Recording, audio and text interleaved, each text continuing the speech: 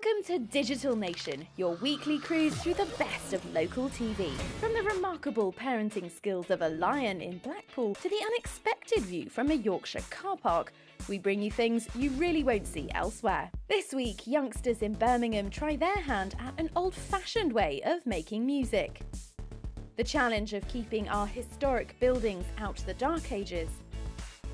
And we meet the baby badger from Ayrshire who's already breaking hearts. And we want to know what you think. Use the hashtag #DigitalNation to get in touch on Twitter.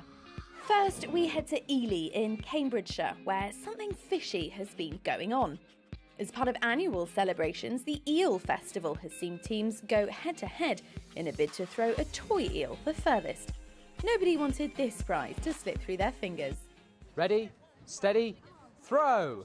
Ely businesses from the cathedral to the market got Ely's Eel Festival off the ground by hurling this long, thin fish as far as they could, while keeping it in the boundaries. But it must be said that these eels are stuffed and not scaled. Well, they're throwing these eels. I need to tell you that no live eels are used at any time over this festival. So these have been made, I think, by the tourist team who put this together. And they throw, this is quite lightweight, so there's no way that anybody can cheat. And they're used every year. So it's just fun to start off the Eel Festival.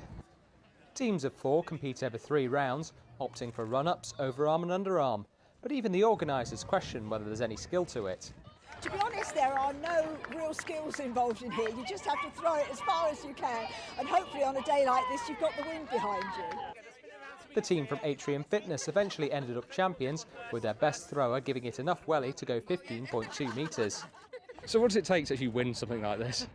You just rock up and have a go, because I've never done it before. Didn't even practice.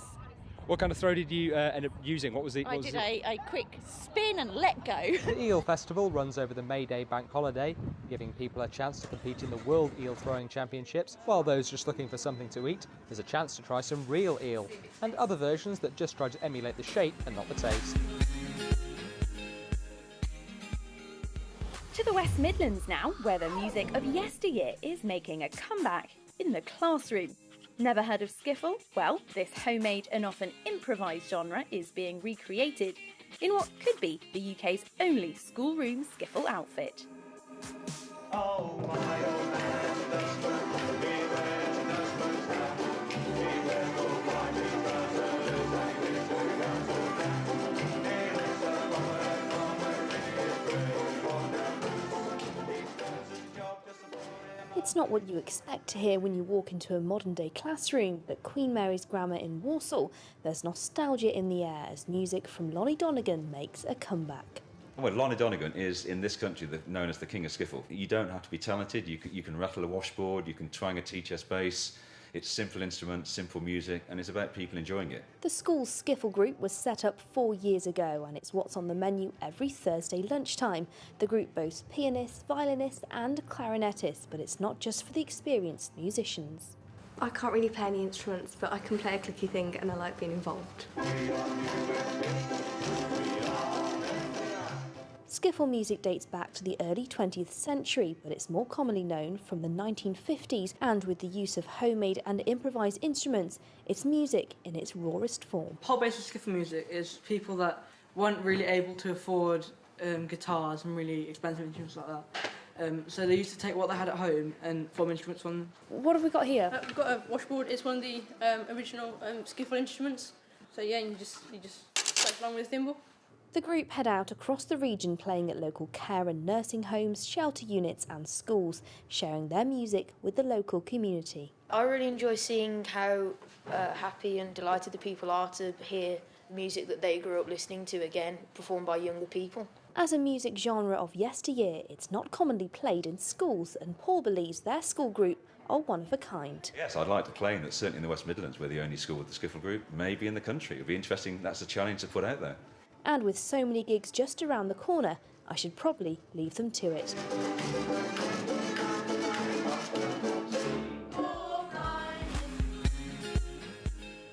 More music now, and to Belfast, where songs from an historic moment in the city's past have been remembered. 1932 was a year that saw many Catholics and Protestants make common cause to demand better workers' rights. And now their protest songs are being rediscovered.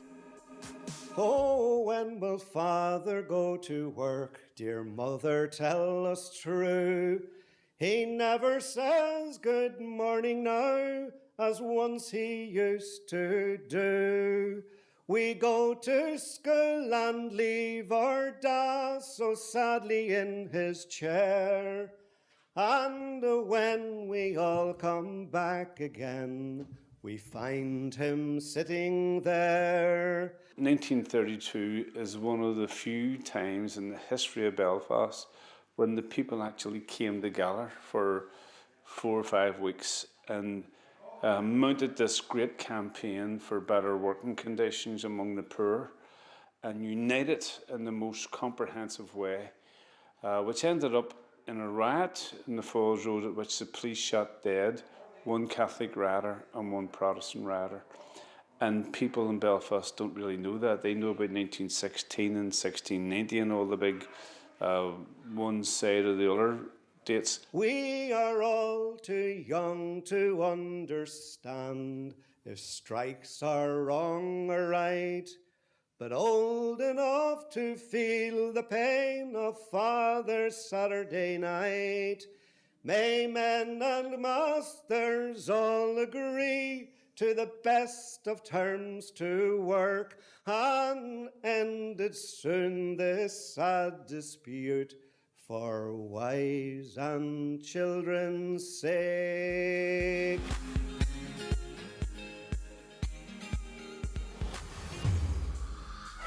Let's head to Nottinghamshire now, where staff at an Elizabethan country house have been shedding light on what it takes to keep a 400-year-old listed building up to dazzling modern standards. Question: how many council workers does it take to change a light bulb? Well, how about when you're not swapping out the odd busted bulb in the bathroom, but instead changing every single one in a 400-year-old mansion? We're talking about 350 bulbs. That's like 35 chandeliers, and the rest are sort of like individual bayonet fittings and strip lights. It's a sheer scale of the building, the tall rooms, the old fittings, and it wasn't easy trying to integrate a new technology with the old. Each of the traditional filament bulbs in the building's 72 rooms has been replaced. It's not just the dozens of chandeliers, but also the spotlights that illuminate artwork, and the slightly less impressive lamps in the hall's hidden passageways. Every single one now a light-emitting diode, or LED. Fancy stuff for a house built in the reign of Elizabeth I. Wallerton Hall is, of course, a building steeped in history. When it was completed in 1588, it would have only ever been lit by candlelight. Then, over the years, it's been refitted with gas, and then in the late 19th century, electric lights. Now, with the changeover to LEDs, electricity still the power source, but a lot less of it is needed. And of course, energy saved equals money saved.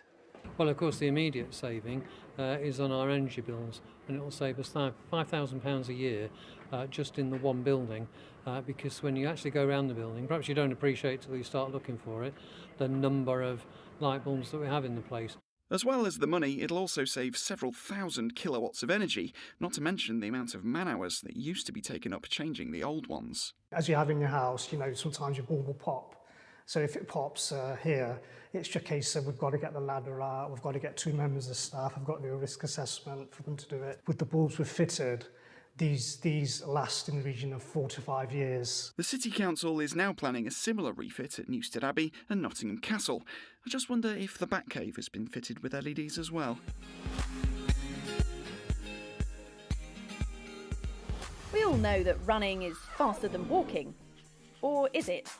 Down in Portsmouth, a man that's so fast at walking he competes in the Olympics is challenging local residents to beat him in a long-distance race. And they are allowed to run. These people will all be taking part in the Great South Run around Portsmouth. They're taking on British Olympic race walker Tom Bosworth, who is daring runners to beat him as he walks the race. Basically, we've set up a challenge, and I'm going to be walking the 5K in October, and we're going to see how many runners can beat me on the day, or even my personal best time, which is 18 minutes and 54 seconds. It's a good, really good achievement if you can beat me. You're going to be of a real decent level of fitness. He was joined by other runners who have all signed up for October's race. One was Southampton's Tony Dyer. He's raising money for organ donation after receiving a life-saving double lung transplant in 2015. I currently have cystic fibrosis and always will, have done since I was born. And as I got older, my health deteriorated. It got to the point where I was put in an induced coma, and I was put in it for 3 months, and my partner, Sophie, was told that I had 24 hours to live. Lucky enough, in those hours, lungs come available and saved my life, and that's why I'm here today. Tony is not the only runner raising funds for a charity who helped them in their hour of need. At 20 weeks, I went for my scan, and they said that my cervix was opening and my water was trickling. And I thought, well, no, because I haven't got no contractions. And at 21 weeks, they said that we're going to put a stitch in you to keep her in. And they said, because there's risks and cons and pros and all that, right? And they said, right, if it don't work, the baby's going to die. However, something tells us that Tom might win the challenge, especially if he sticks to his training. I cover about 120 to 150 kilometres a week. I'm in the gym 3 times a week. And so because my Olympic distance is 20 kilometres, not 5 kilometres, so I've got a lot of mileage to do and, yeah, a lot of strength over the distance. And that's just about all for part 1. But before we go, it's quiz time. In which UK city did the first female undergraduates attend university in 1869? Was it A, London, B, Edinburgh, or C, Oxford? Stay tuned to find out. And if you're enjoying the show, then let us know what you think by using the hashtag #DigitalNation. Welcome back to Digital Nation. Before the break, we asked you in which UK city the first female undergraduates attended university back in 1869. And the answer is B, Edinburgh. 7 women began studying medicine at the University of Edinburgh in 1869, though they weren't ever allowed to qualify as doctors. And we don't need a doctor to know that getting active is vital to good health. But traditional gyms aren't always affordable or accessible to everyone, which is why a fitness centre run by charities in Liverpool is proving so successful it's secured funding from the NHS. People living in Old Swan are delighted at the news that the classes on offer to them on a daily basis are to continue. Charity Deaf Active, which are based at the Joseph Lappin Centre, set out to improve community cohesion and promote physical and mental health and well-being. Around 300 people come each week from young mums, single dads and even the Lollipop Lady. You speak to everyone and they say, like, before this there was nothing in the area. Old Swan just didn't have nothing for everyone, and from like what Ian's brought and the services that are available is just absolutely fantastic. We've got people who have got depression who have come through the door, and even after about 4 or 5 weeks they've changed their life around. They're starting to access more services that the building offers and starting to access more of the community, make friends and get involved more. As time goes by, you're getting older and you're doing it, you know, little. That's it, not very much exercise and that, and this was here, it was an opportunity to come to for free. Brilliant community, everyone getting together, talking and stuff, and making good friends out of it, and I also got a job out of it now, so it's got me up and going with myself and meeting people, different people all the time. The charities based here want to give complete access to any activity for people of all ages and abilities. In doing this, Active Fitness have also got a personal trainer who is profoundly deaf. We have deaf people who come through the door and have one-to-ones with that deaf personal trainer. Myself and Katie are qualified communication professionals as well, so we deliver the classes in almost bilingual access, so we use our speech and we use our sign language at the same time. The money from the NHS has gone into buying equipment, but more importantly to go to more personal trainers, which allows the centre to increase their classes. Parenting is tough at the best of times. But what about if your little one is a meat-eating lion? At Blackpool Zoo, we meet a newly single father who's taking pride in showing his young cub the ropes.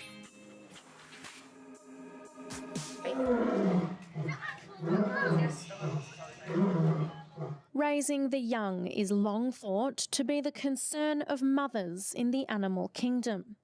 But in a unique case of father and son bonding, Kari and his dad Wallace were recently left as the only residents in the lion house at Blackpool Zoo. It is quite unusual for this situation, especially in captivity, but at the minute it's going very, very well. We can't ask for more, really. Wallace is a very good dad, and Kari's learning off him every day. They're never far apart from each other. They're always sat together.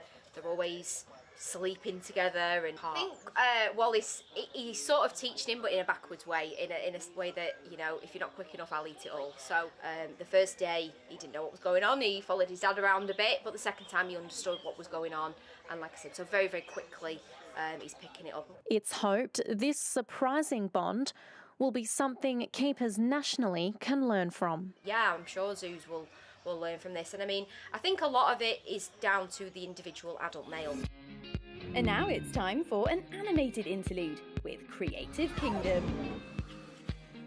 The United Kingdom has a plethora of names for its local townsfolk. There's Cockneys, Brummies, Manx, Scousers and Ouijays. But why do we call the people of Tyneside Geordies? Well, there's loads of explanations, but they're all linked to one thing, the name George. Some say it goes back to the early 18th century, when the locals allied themselves to King George I during the Jacobite Revolution. Others say that it was a slang term for local miners, who all used George Stephenson's lamp, otherwise known as the Geordie lamp. Another theory is that George was a ridiculously popular name in the area, particularly amongst the firstborns. Either way, when it comes to creativity, innovation, and naming that tune, in Newcastle Mint. A long time ago, or at least before the internet, paper atlases were used for navigation, exploration, and town planning. So let's find our way to Brighton now, where we get an insight into how maps have charted the history and growth of the city. Hello! This week, it's maps. Now, the growth of the town, most of you probably know, was due to Prince Regent, who became George IV, coming down and decided that the seawater was great for him to swim in and to drink mixed with milk and all sorts of other horrendous things. This meant that people followed him, and when people follow him, they need accommodation. So all of a sudden, they started to build.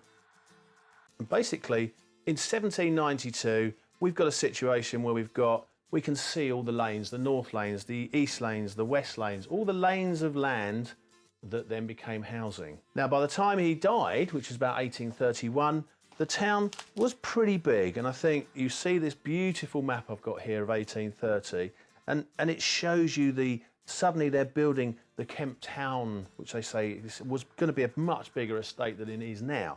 And Queen's Park's there, and the centre of the town, and we're just spreading towards the Brunswick, and then there's a sort of gap and a stop. The next let's set out will be the sort of 1875 map, beautiful coloured map, and as you can see, here's a red section, that's just Hove, 5 or 6 roads, and then there's this whole swathe of land that is now Newchurch Road, Portland Road, and basically these maps go on, and we go through, and we go up, and we go to 1900s, where suddenly the whole town has gone back and north, but there's still farmland. We then go on to the 30s, where, do you know what, all of a sudden we got suburbia with us. These maps, great fun, find your house.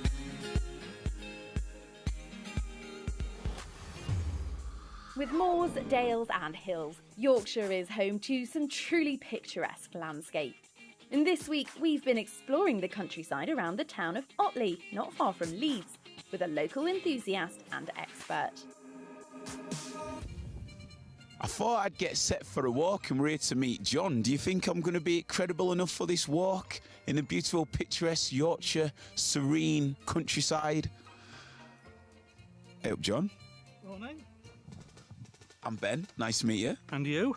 Oh, I wasn't expecting anything like this. Well, you've got to have the right gear, you've got to be prepared, it depends on the terrain you're going on. Sometimes you can do it in trainers, it depends on the weather and what the weather's been like. So at least I'm wearing red, John. Is that like some sort of code for us walkers? Well, it means you can be seen. You know, if you do get lost, people can spot you if you've got red tops on, or some people wear high-vis vests and what have you. And so here we are. Let me stop you there. That caught my breath. Well, this is why it's called Surprise View. You know, people walk up here from the car park and suddenly the whole of the valley of Wharfdale opens up in front of you. You know, conditions like this, do you get more than walkers? Do you get cyclists? Do you get runners around here? Yeah, we get walkers, cyclists, triathletes. This is the stamping ground when they're at home in Bramhope for the Brownlee brothers. Really? Alistair and Johnny Brownlee, they come up and train here on Otley Shevin on a regular basis. We've also got another famous athlete, Lizzie Armistead, and she does a training up in the Washburn Valley going up Norrid Edge. Well, here we are at the entrance to the Danefield Forest Park now, and this tree that we've got here behind us was actually planted by the Queen. There's been a sign there for many years to say she came here and planted that tree when the Forest Park opened.